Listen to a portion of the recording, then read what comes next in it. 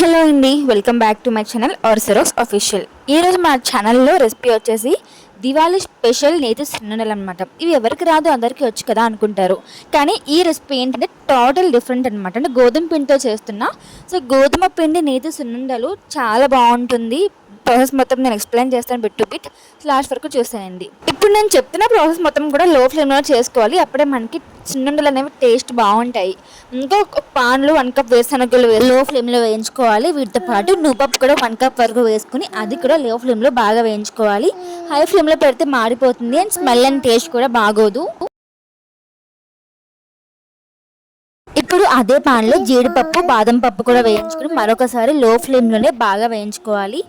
ఇప్పుడు అందులో 1/2 కప్ నెయ్యి వేసి, నెయ్యి కొంచెం హీట్ అయ్యాక అందులో 2 కప్పుల వరకు కూడా గోధుమ పిండి వేసుకుని లో ఫ్లేమ్లోనే బాగా వేయించుకోవాలి. ఇక్కడ మనకి మెయిన్ గోధుమ పిండి ఏంటంటే వీటికన్నా ఆడించిన గోధుమ పిండి అయితే చాలా చాలా బాగుంటుంది టేస్ట్ కూడా. దీంట్లోనే మనం ముందుగా వేయించుకున్నాం కదా నువ్వుపప్పు, వేరుశనగలు ఇవన్నీ. సో ఇవన్నీ కూడా మిక్సీ పట్టుకుని 1 by 1 అయితే ఆ గోధుమ పిండిలో వేసుకోవాలి.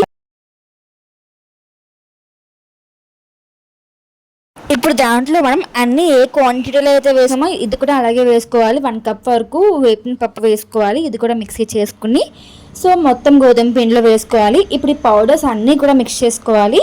అండ్ మనకి మాక్సిమం మనం వేసుకున్న ప్రకారం అయితే 3 కప్పుల వరకు కూడా బెల్లం వేసుకోవాలి.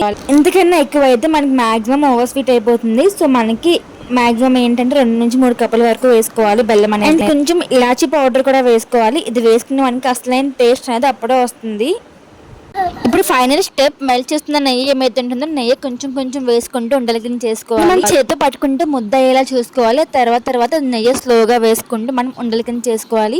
మీరు ఇందులో యాడ్ చేసుకుంటే సన్ఫ్లవర్ సీడ్స్ ఇలాంటివి కూడా వేయించుకుని యాడ్ చేసుకోవచ్చు. హెల్త్ కూడా చాలా చాలా మంచిది. మీకు ఈ ప్రాసెస్ మొత్తం ఎలా అనిపించింది? సింపుల్ గా ఉంటుంది అండ్ ఇందులో ఎటువంటి అన్హెల్దీ ఇంగ్రీడియంట్స్ కూడా మనం యాడ్ చేయలేదు. ప్రతి ఒక్కటి కూడా మనం హెల్తీగానే యాడ్ చేసాము. నేను ఇంకా ఇలాంటి హెల్తీ ఐటమ్స్ నేను యాడ్ చేయడానికి నేను చూస్తాను. రెసిపీ ఎలా అనిపించింది నాకు కామెంట్ చేసేయండి. Thank you for watching.